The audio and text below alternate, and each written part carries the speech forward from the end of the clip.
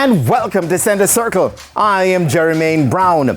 Making waves on the local scene, the little-known Antiguan Jalmaro Calvin is hoping to bring Cavalier to the pinnacle of Jamaican football. The name Jalmaro Calvin is yet to resonate with football fans in Jamaica. That's because many have just started to hear the name, while he's still unknown to others. The Cavalier striker is a late bloomer. He slowly makes his way into the hearts of the Jamaican people. But for those who would have seen or heard him, they're still unsure of his nationality based on his accent. You know, I'm Jalmaro Calvin. I'm actually Jamaican, but I moved to Antigua when I was 10 with my family. You know, after a while I returned back to Jamaica. Eventually came to Cavaliers and started playing. You left Jamaica when you were about 10? Yes, 10. What was life like at that age, leaving Jamaica to another Caribbean country? Well, at the moment you're young, you're not really thinking much about it, but at first it was hard, leaving your family and your friends behind, everyone. And I had some good friendship here before I leave in Antigua. When I go over there, I had to start making a new life, so it was kind of hard for me. And during his time of difficulties, there was only one thing to turn to, and that's football. Eventually, when you're playing football, you're going to meet friends. So when I started playing, football gave me a lot of friendships, and I have to cherish that for the years. And in terms of schooling in Antigua, how did that work out for you? Well, when I went to Antigua, I had to start going to private school because out there it's very hard for a person who's not from Antigua to just go straight to public school. So I had to start in private school. Then after I transferred to public school, and there I started playing football over there for my school. Were you playing football before leaving? Yeah, I was playing there. I was mostly playing community football, you know. And I played for my primary school in St. Thomas, Eric Castle Primary. So you adapted well in football in Antigua? Yes, I can say that, yeah. And it's what, based on the level of where you're playing to the level that they're at? Yeah, because I've been playing football since a very young age, around 6, 5, around there. So football was always my thing. So adapting to football is not really a problem for me. By age 16, Calvin was playing Premier League football in Antigua for Otto Rangers FC.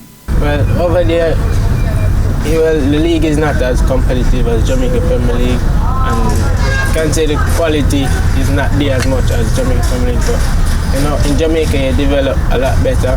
You know, you actually have a chance to make it. In Antigua, there's no development program as there as much as Jamaica. And so you returned to Jamaica age 18 and came to Cavalier. How that happened? Well, it was a situation that there was a guy in Antigua. He was telling me that playing in Antigua Premier League would develop me. I would actually make it as a professional. He said, if I return back to Jamaica, he said he had some talk with Mr. Speed that he would make me come and train with the team and see that if I have the quality to make the team. But after the first season with the club, he missed the following season to take up a scholarship, which didn't work out. But he's back this season with a bang, 12 goals so far. To be honest, players like Busy Atkinson, Chanel Thomas, Nicholas Hamilton, they help me a lot because I watch them, they are quality. So these are players like I try to learn something from every time in training. I watch them, I try to learn from them. What you have learned? I learned a lot. Players like at the first starting of the season, Chanel Thomas gave me a lot of confidence. At the starting, he was telling me, you have the talent. I have to, when I get my chance to go out there, just play, and that's what I did. And it's not a surprise to you that you have scored so many goals? No, it's not a surprise. How much of a practice you really put in front of goal though? I do a lot of training. Even sometimes when I'm not even with the team training, I try to train by myself. I work on my downfalls. I try to better my best, basically. Calvin promised a hat-trick in his first leg semi-final against Arnett Gardens. He didn't deliver on that promise, but he got the equalizing goal to set up the tie for the second leg. I said this one is the most valuable because, you know, it was a moment when my team really needed me and I had to step up to deliver. And reaching the final would be an added bonus for Calvin. we lose the Caribbean Cup final soon. Hopefully, it's the Jamaica Premier League is the one we're gonna get. So it would mean a lot to me if we pass the semi-final and get the final. I think we just have to play hard. Well, the regular season playoffs is two different football. I think in playoffs, the teams then play very harder. And I think when we know how we have to do this, settle down the game, be confident on the ball, hopefully we can win the game. Well, in the second leg, all we have to do is put away the chances there. We got a lot of chances, we just didn't put them away. So we have to be a lot sharper and get that first goal going. At 20 now, making waves in the Premier League, what do you see in the future for yourself? Well, hopefully at the end of the season, I can make the transition to a higher level, and that is my goal. And higher level means? A professional contract overseas. What about reggae boys? You're not really idea as yet? I think, well, I would love to play for Jamaica because, you know, a country of birth.